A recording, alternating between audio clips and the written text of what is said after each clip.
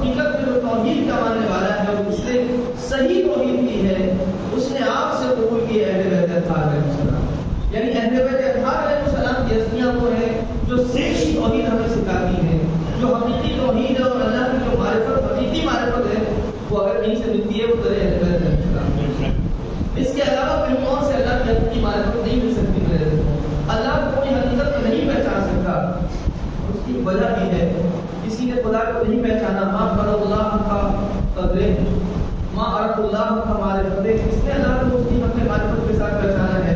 ہاں اگر کسی نے کمال معرفت حاصل کی ہے جتنی ہو سکتی ہے بندوں سے ممکن، تو وہ محمد والے محمد علیہ السلام۔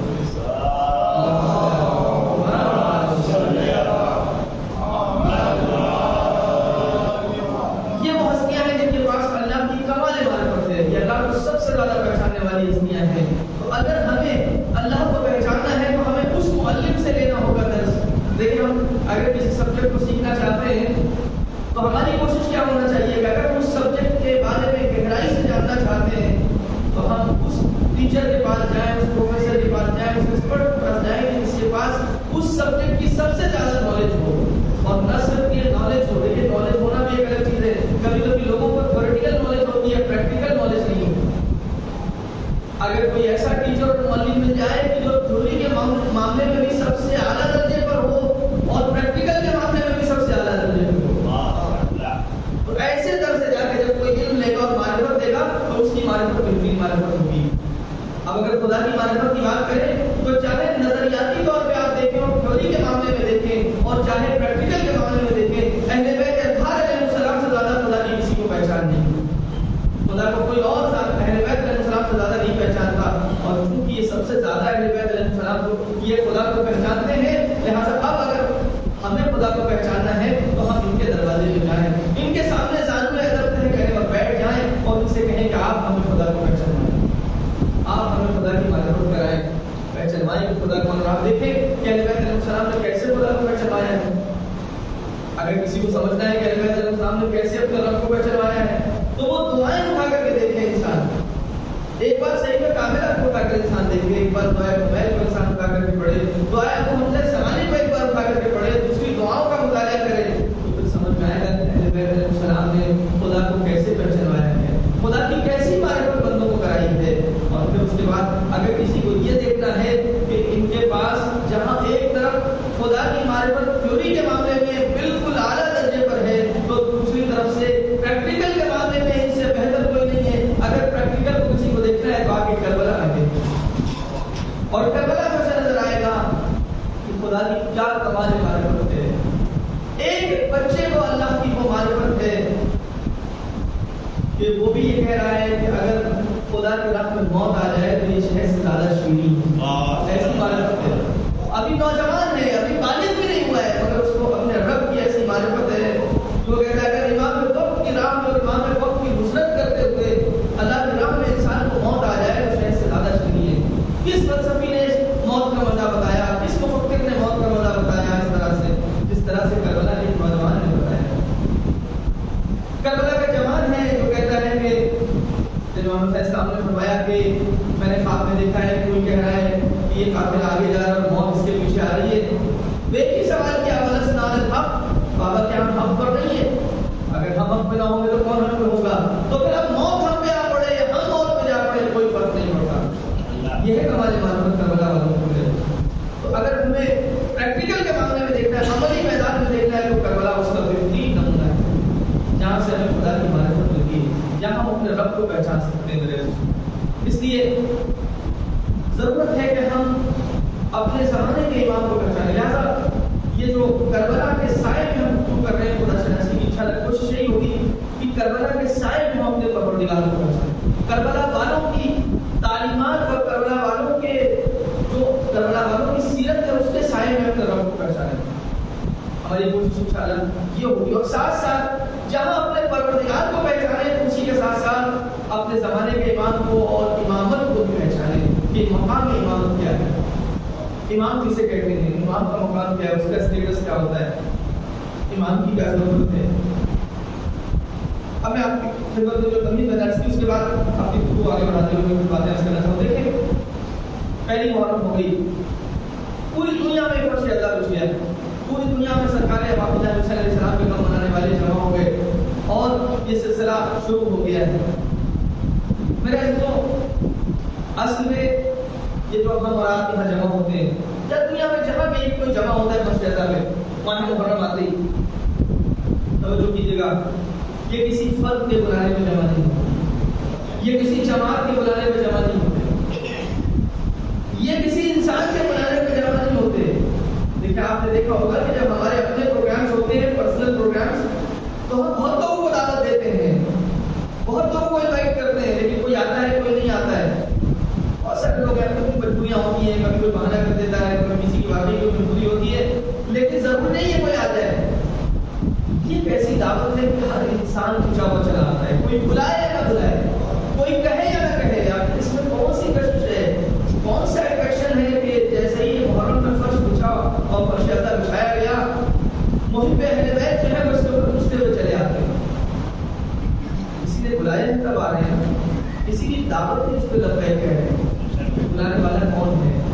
لیکن اس سے پہلے میں تھوڑا سا میں آپ کو ایک دوسری طرف لے جانا چاہتا ہوں، اس کے بعد کہ یہ دعوت کس نے دی ہے اور کیوں ہم اور آپ جمع ہو رہے ہیں۔ دیکھیں جب جناب ابراہیم علیہ السلام نے اپنے بیٹے جناب اسماعیل علیہ السلام کے ساتھ خانہ کعبہ کی تعمیر کر دی، تو اس وقت حکم پروردگار آیا کہ اے ابراہیم لوگوں کو حج کے لیے بلائیے۔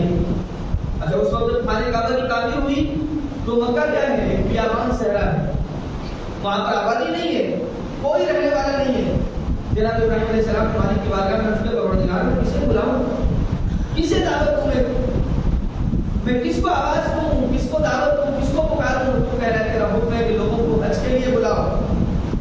اللہ نے کہا دیکھو علیک الاذان و علیہ القبلہ، اے ابراہیم تمہارا کام ہے اذان حج دینا، پہنچانا یہ میرا کام ہے، یہ تمہارا کام نہیں ہے۔ دیکھیے اس ایک بات سمجھ آئی، یہ جو بات امام خمینی فرماتے تھے بہت اہم بات فرماتے تھے کہ ہم سب کے سب اپنی ذمہ داری پر مامور ہیں، نتیجے پر مامور نہیں۔ یعنی کیا؟ ہم سب کو اپنی ذمہ داری پر عمل کرنا ہے، نتیجہ خدا کے اوپر چھوڑ دینا ہے۔ اگر ہر انسان اپنی ذمہ داری پر عمل کرے اور نتیجہ خدا کے حوالے کر دے تو نتیجہ بہتر سے بہتر نکلتا ہے۔ اللہ نے کہا ابراہیم تم اس کے لیے کیوں پریشان ہو، کیسے آئیں گے لوگ؟ علیک الاذان و علیہ القبلہ، تم یہ اذان حج کو پہنچانا میرا کام ہے، میں اسے نسلوں تک پہنچاؤں گا۔ ابھی تمہیں یہاں پر کوئی نہیں نظر آتا ہے، یہاں پر لوگ رہنے والے نہیں ہیں، لیکن حلموا الی الحج، لوگوں کو حج کی دعوت دو۔ فاجابوہ من اصلاب الرجال وارحام النساء، کہتے ہیں کہ پھر اس کے بعد یہ دعوت حج اور اذان حج جب جناب ابراہیم علیہ السلام نے حکم پروردگار سے دی تو نتیجہ کیا ہوا کہ جناب ابراہیم کی آواز نسلوں تک پہنچی۔ اس وقت کوئی نہیں تھا، وہاں پر کوئی رہنے والا نہیں تھا، لیکن پروردگار نے کہا تھا علیہ السلام میرا کام ہے پہنچانا۔ تو یہ مت دیکھو کہ اس زمانے کے لوگوں کو تم نظر میں رکھ رہے ہو، یا یہ دیکھ رہے ہو کہ اس وقت تو یہاں پر لگ صحرا ہے، یہاں پہ کوئی رہنے والا نہیں ہے، یہاں پہ آدم اور آدم ذات نہیں ہے، یہاں پر کوئی نہیں ہے، تو آواز کہاں تک پہنچے گی؟ یہ آواز صرف تمہارے زمانے کے لوگوں کے لیے نہیں ہے، یہ آواز بہت دور تک پہنچانا ہے، اور یہ ہمارا کام ہے کہ ہم کیسے پہنچائیں گے۔ اور جب ہم نے یہ آواز تمہاری پہنچا دی تو لوگوں نے کیا کیا کہ لوگوں نے مردوں کے سلبوں سے اور ماؤں کے رحم سے، ماؤں کے شکم سے آواز دی اور لبیک، اور نتیجہ کیا ہوا؟ آج ہم دیکھ رہے ہیں کہ ہر سال موسم حج آتا ہے اور دنیا کے کوشے کوشے سے لوگ حج کے لیے روانہ ہو جاتے ہیں۔ یہ کیوں ہوا ہے؟ وہ جناب ابراہیم علیہ السلام کی اذان حج اور پروردگار کا قبلہ، ایک دعوت حج اور اللہ نے اس کو پہنچا دیا۔ اور ہوا کیا؟ کیونکہ جناب ابراہیم نے کہا تھا آؤ حج کے لیے، اللہ نے کہا کہ اچھا اب جب جاؤ حج کے لیے، اور جب حج کے لیے جہاں سے احرام باندھو اور حج کے ارکان کا آغاز کرو تو وہیں سے یہ کہنا شروع کرو لبیک اللہم لبیک لبیک لا شریک لک لبیک۔ لبیک مطلب کیا ہوتا ہے؟ اے اللہ تو نے بلایا تھا بندہ حاضر۔ لبیک یعنی کیا؟ تو نے آواز دی تھی پروردگار، تو نے دعوت دی تھی، اپنے نبی کے ذریعے ہمیں بلایا تھا، ہم تیری بارگاہ اور تیری خدمت میں حاضر ہو گئے۔ لبیک کا مطلب یہ ہوتا ہے ہم حاضر ہیں، بالکل ریڈی ہیں، جو حکم ہو تیرا ہم اس کو بجا لانے کے لیے تیار ہیں۔ لبیک اللہم لبیک، یہ لبیک بتائی ہوتی ہے کہ کوئی دعوت دی گئی تھی جس کے اوپر لبیک کہی جا رہی ہے. اب آئیے دیکھیں کربلا کو. یہ تو ہے حج کا معاملہ. سید الشہداء علیہ السلام نے وقت آخر ایک آواز دی. مشاہد مسلمین لیکن آپ توجہ کیجیے گا, ایک آواز دی تھی اور کیا کہا؟ حل من مغیث یغیثنا لوجہ اللہ حل من دابۃ یدعو علی حرم رسول اللہ. ہے کوئی جو اللہ کے لیے میری مدد پائے, ہے کوئی جو حرم رسول کی حفاظت کرے, ان کا دفاع کرے. سید الشہداء علیہ السلام کی آواز آج تک پہنچ رہی ہے. یہ آواز, یہ دعوت کب تک پہنچ رہی ہے؟ اور جیسے وہاں پر حاجی حضرات جناب ابراہیم علیہ السلام کی دعوت پر یہ کہتے ہوئے خانہ کعبہ کی طرف پڑھ رہے ہوتے ہیں لبیک اللہم لبیک, اسی طریقے سے جیسے ہی ماہ اذا آتا ہے, موسم اذا آتا ہے, ایسا لگتا ہے کہ سرکار سید الشہداء کی وہ صدائے استغاثہ جو بلند ہوئی تھی کربلا کے بند میں, اور اس وقت اس صدائے استغاثہ پر لبیک کہنے والا ایک 6 مہینے کے بچے کے علاوہ کوئی اور نہ تھا, مگر یہ صدائے استغاثہ نسلوں تک پہنچ گئی. اور اس کے بعد اب کائنات سے آواز بلند ہو رہی ہے لبیک یا حسین, لبیک یا حسین, لبیک یا حسین, لبیک یا حسین, لبیک یا حسین, لبیک یا حسین, لبیک یا حسین.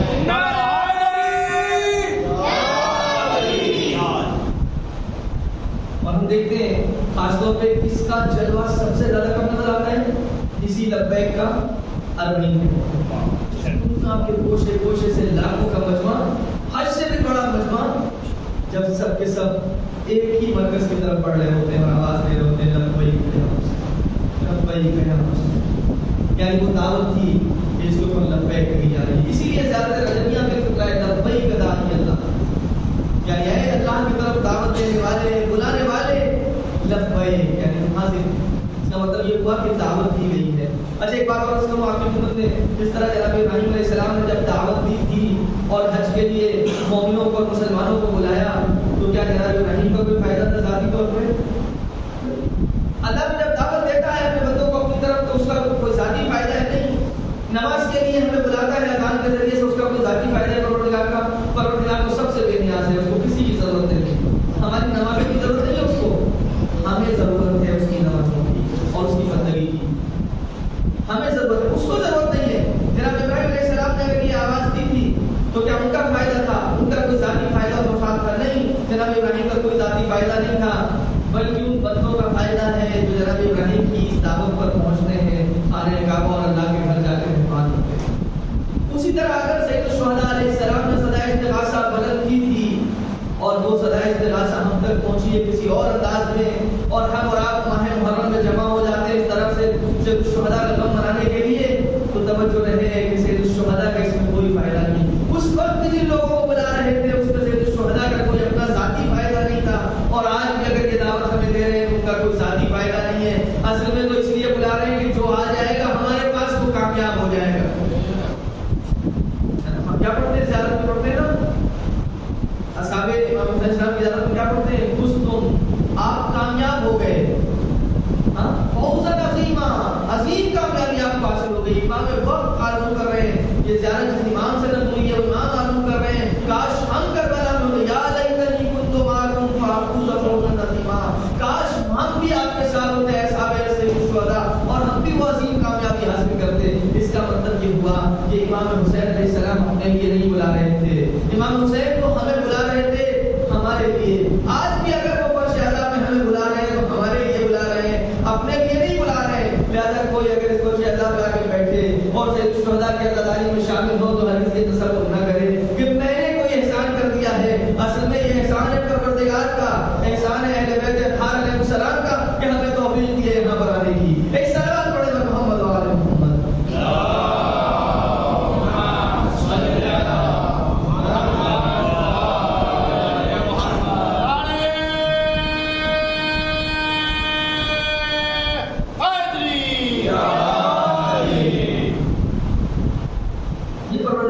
اس کا لطف ہے اس نے ہمیں توفیق دی ہے.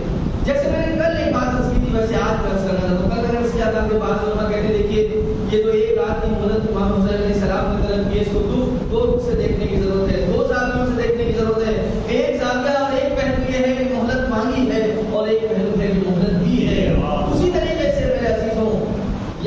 دو رخ ہیں، مدد مانگ رہے تھے یا مدد کر رہے ہیں؟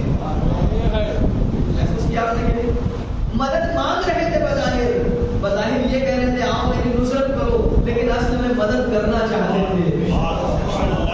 جو آ جائے گا اور میری نصرت میں شامل ہو جائے گا اس کو ہم وہ عظیم کامیابی عطا کر دیں گے کہ رہتی دنیا تک زمانہ ان کے اوپر سلام کرے گا۔ ارے وہ ہر جو اب تک بظاہر میرا دشمن تھا، اگر وہ بھی آ کر کے آخر وقت میں توبہ کر لے گا اور آ کر کے میرے سامنے تسلیم ہو جائے گا اور میری راہ میں قربان ہو جائے گا، تو پھر اس پر بھی ویسے ہی وہ سلام ہوتا رہے گا جیسے میرے باقی اصحاب و انصار پہ سلام ہوتا ہے۔ جیسے میرے حبیب پہ سلام آئے گا ویسے ہی ہر پہ بھی سلام آئے گا۔ دیکھیے سننا کیسا بنا دیتے ہیں انسان۔ آپ کوئی فرق رکھا ہے امام حسین علیہ السلام نے؟ کہا تم آخر میں آئے کہ تمہارا مقام کچھ اور ہوگا؟ نہیں، یہ امام حسین کی بارگاہ ہے گا، جو آ گیا امام حسین کی بارگاہ میں اور جو تسلیم ہو گیا سید الشہداء علیہ السلام کے سامنے، ہم اس کو سب کو کامیاب کر دیتے ہیں اور وہ مقام عطا کر دیتے ہیں کہ دنیا والے قیامت تک انہیں سلام کریں۔ جناب ان کے لیے کیا کہا؟ اے خود تمہاری ماں نے تمہارا نام بالکل بچا ہو رکھا تھا، خود کے معنی ہوتے ہیں آزاد، کا تمہارا نام بالکل صحیح رکھا تھا، حر یعنی آزاد، تم دنیا میں بھی آزاد ہو آخرت میں بھی آزاد ہو۔ تم آزاد ہو گئے حب کے دنیا سے، تم آزاد ہو گئے دنیا کی اسیری سے، تم آزاد ہو گئے باطل کی غلامی سے، تم نے وہ زنجیریں توڑ دی جو باطل کی غلامی کی زنجیریں تمہارے پیروں میں پڑی ہوئی تھی، اور تم ایک بار اپنے نفس کے اوپر قابو پا کر کے حسین ابن علی کی بارگاہ میں آ گئے، یعنی کامیاب ہو۔ تو اگر کبھی یہ مدد مانگتے ہیں تو اس کا مطلب یہ نہیں ہے کہ یہ ہمارے محتاج ہے، توجہ کیجیے گا، محتاج نہیں ہے۔ اسی لیے میں اس کو آپ کی خدمت میں امام حسین علیہ السلام کی راہ میں یہ جو مجالس برپا ہو رہی ہے، یہ جو عزاداری برپا ہو رہی ہے، اس میں کوئی بھی انسان جیسی بھی خدمت کر رہا ہے، توجہ کیجیے گا، چھوٹی سے چھوٹی، بڑی سے بڑی، البتہ یہاں اس سسٹم میں چھوٹی اور بڑی خدمت کچھ نہیں ہوتی، یاد رکھیں۔ یہاں پر اگر کوئی انسان عدالتوں کی جوتیاں بھی سیدھی کرے تو چھوٹی بات نہیں ہے، بالکل چھوٹی بات نہیں، چھوٹا اور بڑا کچھ نہیں ہے، صرف یہاں دل دیکھتے ہیں، یہاں خلوص دیکھتے ہیں، یہاں عمل نہیں دیکھتے، خلوص دیکھتے ہیں، کون کتنا سید الشہداء کے لیے کر رہا ہے، امام حسین کے لیے کر رہا ہے۔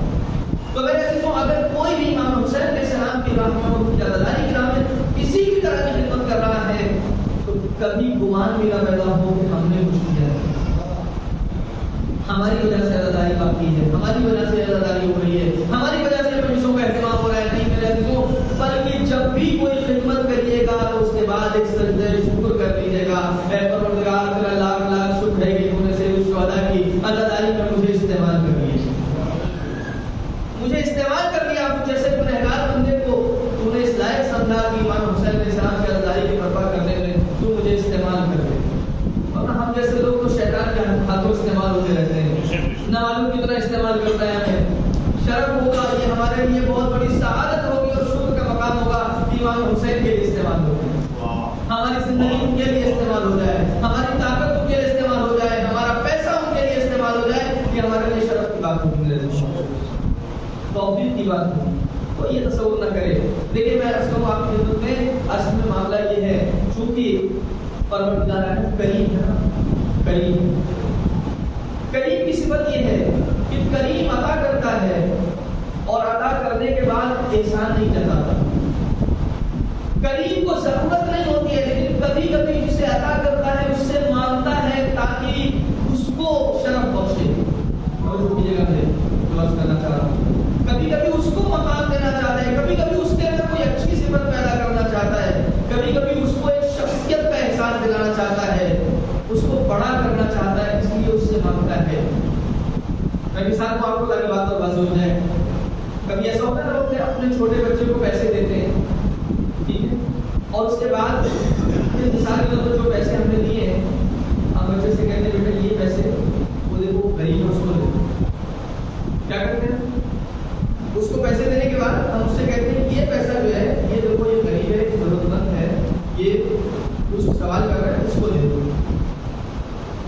پیسہ کس کا تھا؟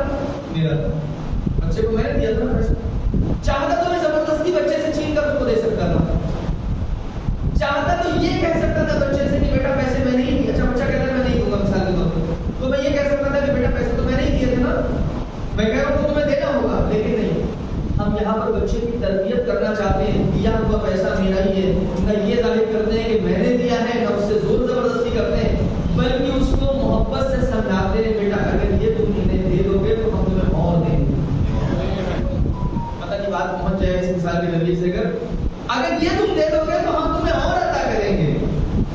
ایسے ہی پروردگار ہمیں نمازوں کی نعمتیں دیتا ہے اور یہ چاہتا ہے کہ ہم دوسروں کو پہنچاتے رہیں تاکہ وہ رب ہماری تربیت کرے کہ ہم اور عطا کرے. پروردگار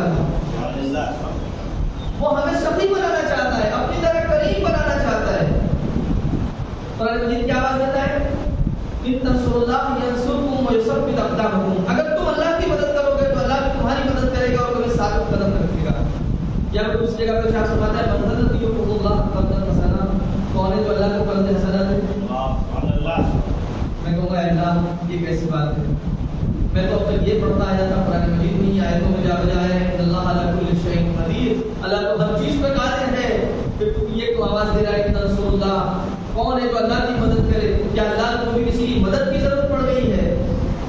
ہم تو یہ پڑھتے آئے تھے اور یہ جانتے آئے تھے کہ اللہ جو ہے وہ ہر ایک سے بے نیاز ہے، وہ غنی ہے، وہ اس کے پاس سب کچھ ہے، اس کو کسی کی ضرورت نہیں ہے. پھر تو قرض کیوں مانگ رہا ہے؟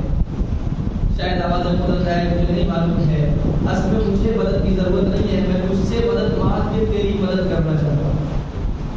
یہ جو تجھ سے مدد مانگ رہا ہوں یعنی میری مدد میں، مجھے کسی مدد کی ضرورت نہیں ہے. میں تجھ سے جو مدد مانگ رہا ہوں اس کا مطلب یہ ہے کہ تو میرے مشن کی مدد کر، تو میرے دین کی نصرت کر، میرے مشن کی مدد کر. اور جب میرے دین اور میرے مشن کی مدد کرے گا تو اس میں خود تیری مدد ہے، اس میں خود تیرا بھلا ہے. جب میں کہتا ہوں مومن کو قرض دے دے اور قرض حسنہ دے دے جس میں کسی طرح کا سود، بیاج، انٹرسٹ کچھ اور مطالبات نہ کرے، جو پیسہ میں نے تجھے عطا کیا اسی سے کسی مومن کی ضرورت کو پورا کر، تو مومن قرض کی صورت میں دے دے کہ جو بعد میں تجھے واپس مل جانے والا ہے. تو اس ذریعے سے میں تیری تربیت کرنا چاہتا ہوں کہ تو کریم بن جائے اور سخی بن جائے. اور پھر جب تو یہ کرے گا تو اس کے نتیجے میں تجھے اس سے کہیں زیادہ عطا کروں. رب تو وہی رب ہے نا جس نے تجھے پہلے اس لائق بنایا کہ تو کسی کو قرض دے سکتا ہے. تو کیا اگر تو پروردگار کے کہنے پہ کسی مومن کو قرض حسنہ دے دے گا تو بعد میں پروردگار تجھے عطا نہیں کرے گا؟ اتنی عطا کرے گا. اور قرآن میں ملتا ہے کہ کتنا عطا کرے گا. بعض لوگوں کو اس طرح کی تعبیر ہے کہ کوئی حد اور لمٹ نہیں ہے پروردگار اس کے بعد پھر اس کے بدلے میں انسان کو اور بندے کو کیا عطا کرے گا. پروردگار کی تربیت کرنا چاہتا ہے. اسی لیے امام علیہ السلام نے بلاغت میں شاید فرماتے ہیں صلوات پڑھنے میں محمد علیہ محمد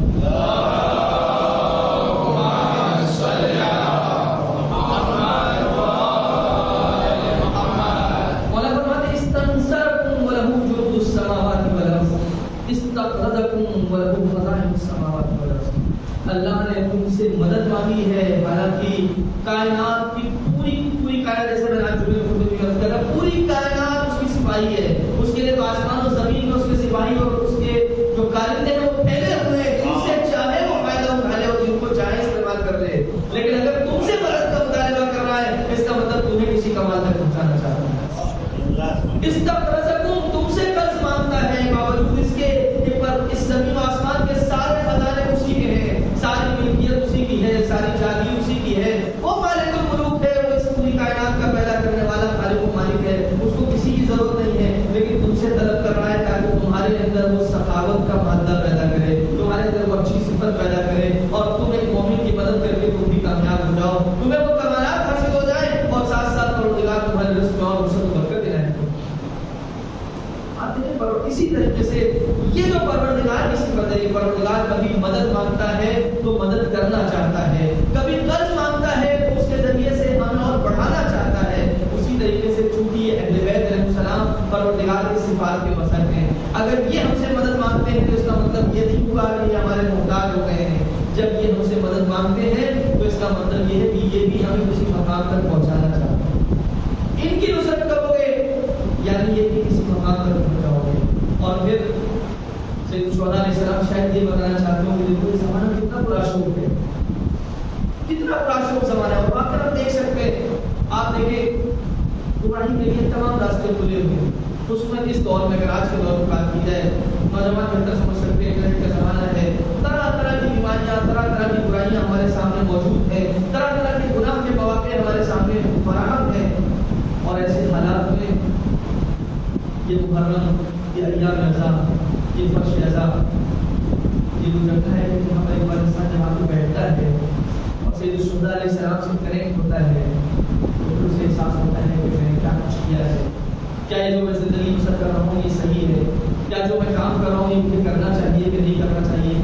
تو سید الشہداء علیہ السلام ایک بار پھر کیا کرتے ہیں، ہم جیسے گنہگاروں کا ہاتھ تھامتے ہیں، آؤ تمہیں منزل تک پہنچا دوں گی، زمانہ بہت بڑا شوق ہے، آؤ تمہارا ہاتھ تھام کر کے تمہیں میں پروردگار تک پہنچا دوں، تمہیں تمہارے گناہوں کی دنیا سے نکال کر کے تمہیں پروردگار کی بندگی تک پہنچا دوں گا۔ ورنہ تم خود اگر چاہو گے تو نہیں پہنچ سکو گے ان حالات میں، خصوصاً آج کے جو حالات ہیں اس میں اگر تم چاہو گے نہیں پہنچ سکو۔ آؤ میری کشتی پہ سوار ہو جاؤ، میں کشتی نجات ہوں۔ بے شک کیا ہے امام حسین علیہ السلام چراغ ہدایت اور کشتی نجات ہیں۔ شیخ جعفر شستری کیا کہتے ہیں کہ تمام اہل بیت کشتی نجات، سب کے سب کشتی نجات ہیں، جو جس پر سوار ہو جائے گا اسے نجات مل جائے گی، مگر ایک فرق ہے، الا ان الحسین الا ان سفینۃ الحسین اوسع واسرع، لیکن ایک فرق ہے، تمام اہل بیت اطہار علیہ السلام کشتی نجات ہیں، آپ کی جس پر مرضی ہو سوار ہو جائیے اور آپ منزل تک پہنچ جائیں گے پراشوب حالات میں، لیکن امام حسین علیہ السلام کی کشتی کی خاصیت ہے، اور خاصیت کیا ہے، امام حسین علیہ السلام کی کشتی میں جگہ زیادہ ہے، جگہ بہت زیادہ ہے، جائز بہت زیادہ ہے، اس کشتی میں جو چاہے وہ آ جائے، جو چاہے وہ آ جائے، اپنا ہو غیر ہو کوئی بھی جو چاہے وہ آ جائے، ہر کشتی پہ ہو سکتا ہے دوسرے لوگ نہ آئے۔ ایک سید الشہداء کی کشتی جو ہے جس میں ہر مذہب و مسلک کا انسان آسانی سے آ کر کے بیٹھ سکتا ہے، اور میں اکثر کہا کرتا ہوں کہ فرش اعضاء کی کشتی حسین کی ایک مثال ہے، اس فرش اعضاء کو بھی اسی کشتی حسین کی طرح ہمیں بنانا ہوگا کہ یہاں جس کو دل چاہے وہ آ کر کے بیٹھ سکے اور سکون سے گفتگو کو سن سکے۔ ایک سلوات پڑھیں تو محمد وعلی محمد۔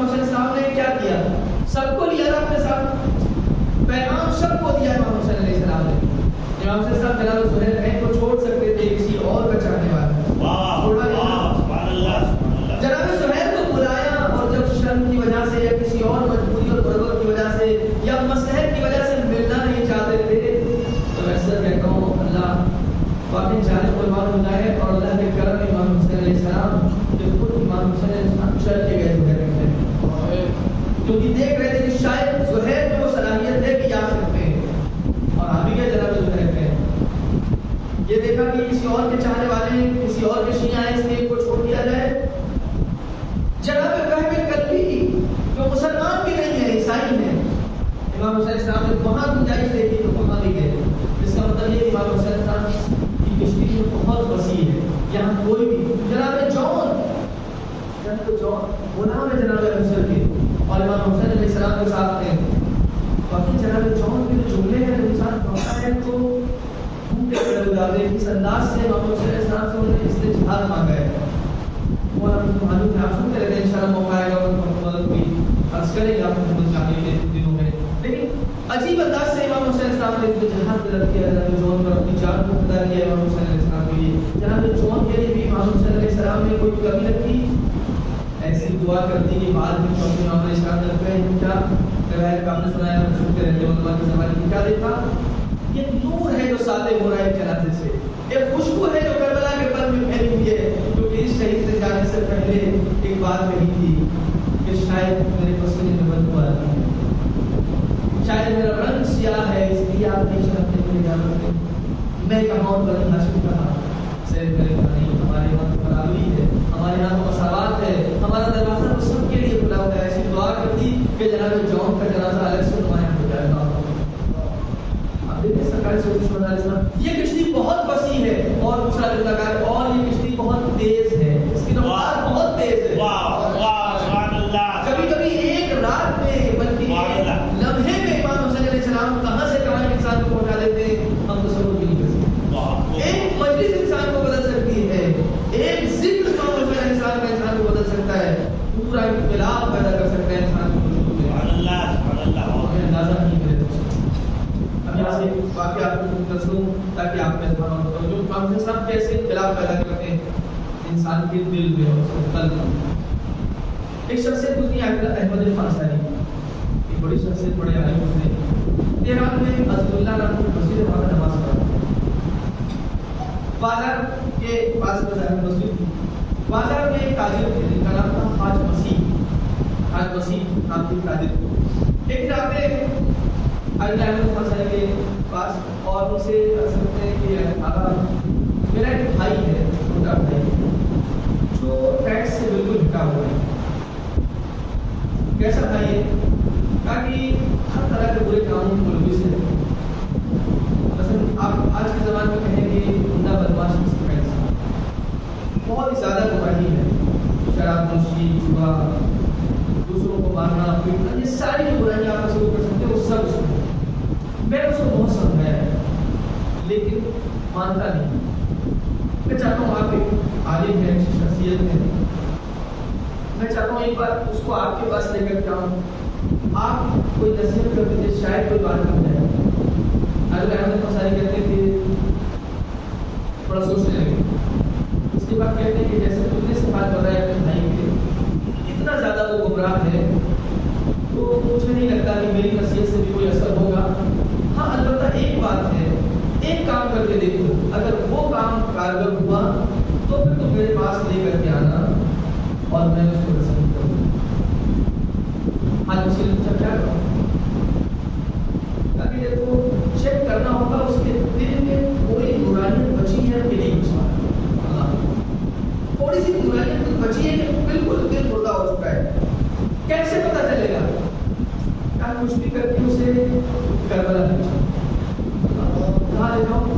کربلا لے جاؤ، اور سید الشہداء علیہ السلام کے حرم میں جب تمہارا بھائی پہنچے تو یہ دیکھنا کہ اس کی آنکھ سے آنسو گرتا ہے، اگر اس کی آنکھ سے آنسو گرے تو سمجھ جانا کہ اس کا دل ابھی بالکل مردہ نہیں ہوا ہے، تھوڑی سی ربق باقی ہے اور برائیاں ابھی موجود ہے، پھر اس کے بعد تم میرے پاس لے کر کے آنا نصیحت ہوگی۔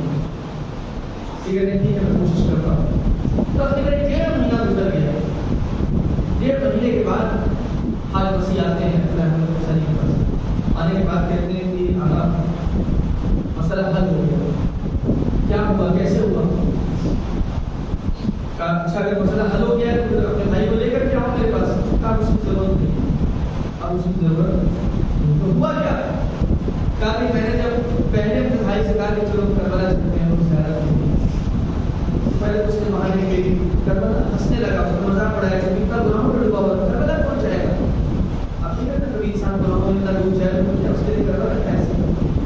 ہاں تھوڑا کربلا جانے کے لیے اس نے پہلے مذاق میں لیا، لیکن میں نے کچھ بھی کر کے کسی بھی طریقے سے اس کو مجبور کیا اپنے ساتھ لے جانے کے لیے۔ اور جب ہم کربلا پہنچے تو جب ہم کربلا میں حرم امام حسین السلام کی طرف بڑھ رہے تھے تو تب تک اس کے اوپر کوئی اثر نہیں تھا، بازار تھا اس میں وہ ہنستا ہوا، ادھر ادھر دیکھتا ہوا دکانوں کو اور طرح طرح کی حرکتیں کرتا ہوا جا رہا تھا، ایسا لگتا تھا اس کو کوئی فرق ہی نہیں کرتا، ہمارے پتہ ہی ہے اس کو اندازہ ہی نہیں تھا وہ کہاں آیا، اس لیے وہ اس حالت میں جا رہا تھا۔ لیکن جیسے ہی امام حسین السلام کے حرم مقدس کے صحن میں داخل ہوا ایک دم سے مختلف ہونے لگا، بدلنے لگی اس کی حالت اور آنکھ سے پکڑا شکریہ۔ آپ نے کہا نا کہ اگر یہ نورانیت ہوگی تو امام حسین کے حرم میں جا کے دیکھنا ہے تو اسے کہاں سے آنسو گرتا ہے، اور کہا اس کے بعد جب میں اس کو صحیح مقدس کے قریب لے گیا تو بس وہاں جا کر وہ سارا پکار ہونے لگا۔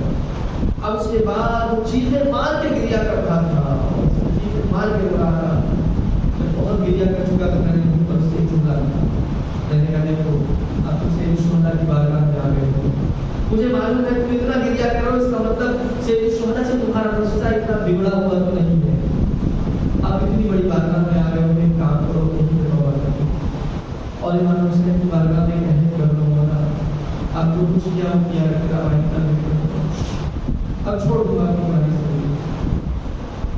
کب آپ اس کی سمجھ میں آ گئی اور اس نے کہا کہ ہاں بھائی میں کرتا ہوں، آپ کو تمہارا سے وعدہ کرتا ہوں میں اپنی زندگی کو چھوڑ دوں گا اور اس کو کے بعد توبہ کرو. کہ اس نے پر توبہ کر دی اور ایسی توبہ کی اس کے بعد پھر کبھی بڑے رفتہ نہ گیا.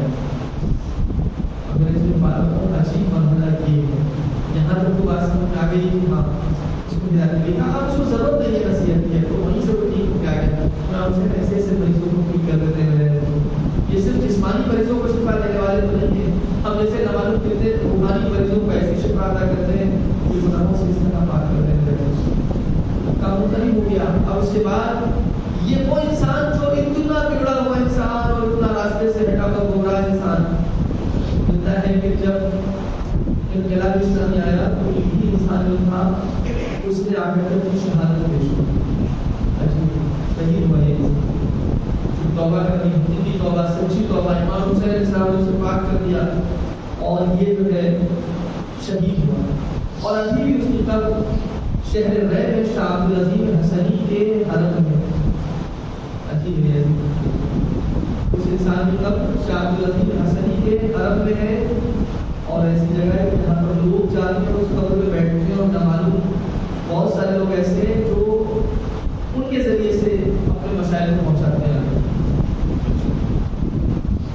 چپ کرنے کی بات نہیں ہے. میں نے اس کو ہم بدل سکتے ہیں امام حسین علیہ السلام. میں کہتا ہوں یہ عام ہی انسان ہے. ایک عام جماعت کا اگر امام حسین علیہ السلام سے بدل سکتے ہیں تو ہم اور آپ کو بدل سکتے ہیں.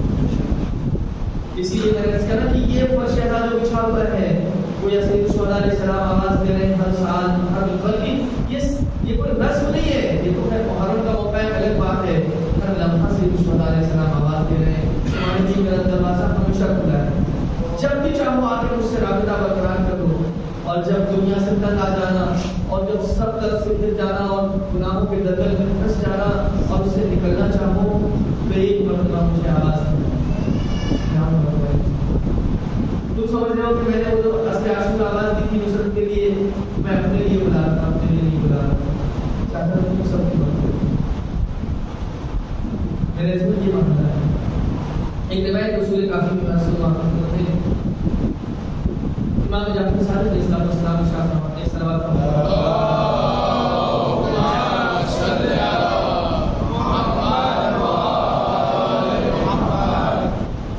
فرماتے ہیں کہ کبھی کبھی ایک بندے مومن کے اوپر ایک مصیبت آتی ہے. کبھی کبھی ایک بندے مومن کے اوپر ایک مصیبت آتی ہے کہ رحم بہی امتن اس مصیبت کے ذریعے سے پروردگار پوری قوم کے اوپر اپنی رحمت نازل کرتا ہے. جب وہ بندہ اس مصیبت کو برداشت کر لیتا ہے اس پہ صبر کرتا ہے مالک کی بارگاہ میں صبر کرنے کے بعد جب وہ نکل جاتا ہے تو پروردگار اس مصیبت کی وجہ سے پوری امت اور پوری قوم کے اوپر رحمت نازل کرتا ہے. اچھا اس کی مثال جناب امام صادق علیہ السلام نے خود بیان فرمائی ہے. مثال کس کی تھی کا مثال حضرت یوسف کی مثال ہے کہ جناب یوسف کے ساتھ کیا کیا ہوا. کتنی مصیبتیں جناب یوسف کی زندگی میں آئی. سب سے پہلے بھائی کو کنویں میں ڈال دیا. کنویں میں ڈالنے کے بعد جب کنویں سے نکالے گئے تو کیا نجات مل گئی؟ نہیں. بازار میں اس کو لے جایا گیا. مصر کے بازار میں ان کو بیچ دیا گیا. غلام بنا کر کے بیچ دیا گیا. غلامی میں چلے گئے. قصر زلیخا میں پہنچ گئے. قصر زلیخا میں پہنچے تو کیا وہاں پر سکون تھا؟ نہیں. وہاں پر اپنی مشکلات تھیں. زلیخا نے غلام کی دعوت دی ہے. جناب یوسف کے لیے بہت بڑا چیلنج ہے. الزام لگایا گیا. الزام لگانے کے بعد جناب یوسف کو قید خانے میں ڈالا گیا. قید خانے میں تقریباً 20 سال یا اس سے زیادہ کا عرصہ قید خانے میں گزرا جناب یوسف کا. آپ لوگ چھوڑ رہے ہیں کتنی مصیبتیں ہیں جناب یوسف کی زندگی میں. ادھر سے جناب یعقوب ہے جو پریشان ہے اور آپ کی آنکھوں کی بینائی چلی گئی اور آنکھیں سفید ہو گئی. جناب یوسف جو اپنے بابا کے فراق میں بے چین ہے. کتنی بڑی مصیبت ہے. دونوں کے بیچ ایک گہرا محبت کا رشتہ تھا. یہ ادھر پریشان ہے وہ ادھر پریشان ہے. جناب یوسف کو بڑی مصیبت آئی ہوئی ہے. اس طرح کی تمام مصیبتیں جناب یوسف کی زندگی میں آئی. لیکن ان مصیبتوں پر جب نبی خدا نے صبر کیا اور شکر کیا تو اس کے نتیجے میں کیا ہوا؟ نتیجہ یہ ہوا کہ پروردگار پوری قوم کے اوپر اس سے رحمت نازل کرتا ہے. اب دیکھیں کیا کیا ہوا. سب سے پہلے تو وہی بھائی کے جنہوں نے جناب یوسف کو کنویں میں ڈالا تھا جناب یوسف کا کرم یہ ہوا کہ ان کو معاف کر دیا اور ان کو جہنم سے نجات مل گئی. انہوں نے استغفار کر دیا توبہ کر لی اور ان کو جہنم سے نجات مل گئی. جناب یعقوب جو بیٹے کے فراق میں روتے وہ قوم جو سوکھے کی وجہ سے بڑی مصیبت میں مبتلا ہونے والی تھی، جناب یوسف نے اس سے بچا لیا۔ سوکھا پڑنے والا تھا، کتنی بڑی مصیبت آنے والی تھی، لوگ بھوک سے مر جاتے، جناب یوسف نے ان کو بچا لیا۔ اس کے بعد اس سے بھی زیادہ اہم بات یہ ہے کہ قوم کو ایک عادل حاکم مل گیا جناب یوسف کی مصیبتیں آئیں نا جناب یوسف کی زندگی میں، کچھ چھٹے کام نے مثال دی کہ جناب یوسف کی زندگی میں اتنی مصیبتیں آئیں، لیکن اللہ نے پوری قوم کے اوپر ان مصیبتوں کے طفیل میں جناب اس پوری قوم کے اوپر جو ہے وہ رحم کیا اور رحمت نازل کی۔ تو کبھی کبھی کیا ہوتا ہے، ایک ذات پر مصیبت آتی ہے، اس کے نتیجے میں پوری قوم فائدہ اٹھاتی ہے، پوری قوم کے اوپر پروردگار رحمت نازل کرتا ہے۔ تو میں کہتا ہوں کہ جناب یوسف کی مصیبتیں کہاں اور سید الشہداء کی مصیبتیں کہاں؟ کوئی آپس میں کوئی تقابل نہیں ہے، کوئی کمپیریزن نہیں ہے میرے دوستوں۔ جناب یوسف کے مسائل کہاں اور فخر یوسف کی مصیبتیں کہاں؟ امام حسین علیہ السلام پر جو مصیبتیں آئیں، اچھا جناب یوسف نے بھی صبر کیا یقیناً، لیکن جناب یوسف کا صبر کہاں اور امام حسین کا صبر؟ تو جب جناب یوسف اگر مصیبتیں آئیں اور اس پر صبر کر لے تو پروردگار اس قوم پہ رحم کر دیتا ہے۔ تو اگر سید الشہداء علیہ السلام پر مصیبتیں آئیں اور وہ صبر کا عظیم مظاہرہ کریں اور ایسا صبر پیش کریں نہ اس سے پہلے کسی نے کیا اور ان کے بعد کوئی پیش کر سکے، تو پھر پروردگار اگر پوری قوم کے اوپر اپنی رحمت نازل کرے تو اس کو تعجب کی جا پائے۔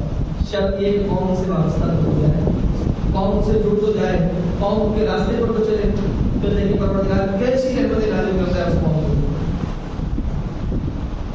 میں بار بار وہ مثال نہیں دینا چاہوں لیکن کہیں نہ کہیں آ جاتی ہے پھر سے ذہن میں، کبھی کی زندہ مثال آپ کے سامنے ہے کہ آپ دیکھیں وہ قوم جو کربلا سے وابستہ قوم ہے، کچھ نہ ہوتے ہوئے پروردگار نے کیسی رحمت کی، اس کے اوپر کیسا رحم کیا ہے کہ جہاں پوری دنیا جو ہے وہ پسپا کرنے پہ تلی ہوئی تھی، وہاں پر اس کو پروردگار نے عزیز بنایا، عزت عطا کی۔ یہ اسی کربلا کے راستے پر چلنے کی وجہ سے، شہادتوں کے راستے پر چلنے کی وجہ سے بس اس سے زیادہ وقت نہیں لینا ہے اور کچھ باتیں بھی ہم چھوڑ رہا ہوں۔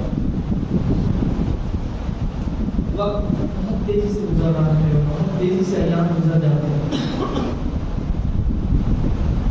ہر سال میرے اس کا ہر سال ان دنوں کو بڑی صبر سے گزار رہا ہے، لیکن کیسے یہ دن ہماری زندگی سے گزر جاتے ہیں کہ بس جیسے ہی عاشور آتا ہے اس کے بعد دل تڑپتا رہ جاتا ہے، جس طرح گریا کرنا چاہیے تو ہوتا نہیں، جیسے مطلب رونا چاہیے تو ویسے اس کی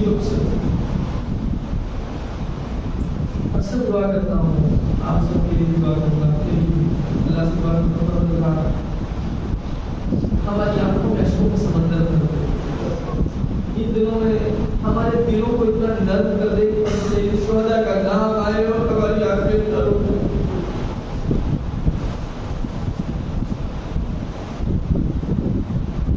اگر یہ آنکھیں ہماری اشبار ہو جائیں تو یہ نشانی ہے سید الشہداء کی عنایت ہم پر ہے، ہمارا رشتہ جو ہے سید الشہداء سے بالکل ٹوٹا ہوا نہیں ہے۔ روایت میں بھی ہے کہ جب کبھی زیارت پہ جاؤ امام حسین علیہ السلام کی اور جب اس میں دخول پڑھو، داخل ہونے کے لیے حرم میں جو اذن دیا جاتا ہے، اجازت دی جاتی ہے، تو روایت کہتی ہے اگر تمہاری آنکھ سے قطرہ آنسو نکل آئے تو یہ سمجھنا کی نشانی ہے کہ امام حسین نے اجازت دے دی ہے۔ اسی طرح جب فرش اعزا پہ آئے اور آنکھ سے آنسو نکل آئے تو سمجھ جائیں کہ اس کا مطلب ہے الشہداء کی عنایت پر ہو گئی۔ امام حسین نے ہم پہ نظر کرم کر دی اور سب پہ نظر کرم کرتے ہیں، جتنے جو کے دلال ہیں، جتنے جو کے چاہنے والے ہیں۔ ایک بات اس کو آپ کی میرے عزیزوں، ہم سمجھ نہیں پا رہے امام حسین کا مقام کیا ہے۔ امام حسین علیہ السلام کی یہ عزاداری، یہ ماتمداری، یہ صرف یہ ہمیں کہاں تک پہنچا سکتا ہے، ہمیں جاتا ہے۔ بس ایک ہی بات کا خیال رکھیے گا، ہم سب کو خیال رکھنا ہے، میں اپنے لیے اس کر رہا ہوں پہلے جتنا ہو سکے خلوص کے ساتھ اس عزاداری پر کروں۔ ابھی ہمیں اندازہ نہیں ہے، جب جائیں گے تب اس دنیا میں تب اندازہ ہوگا کہ امام حسین کیا عطا کرتے ہیں، امام حسین علیہ السلام کیا دیتے ہیں۔ اگر صرف کوئی ان کے لیے کچھ کرتا ہے، وہ کیسے آ کر کے ہماری تصدیری کرتے ہیں، کیسے مدد کرتے ہیں، وہ اس وقت اندازہ ہوگا۔ دوسری محرم کس طرح آ گئی،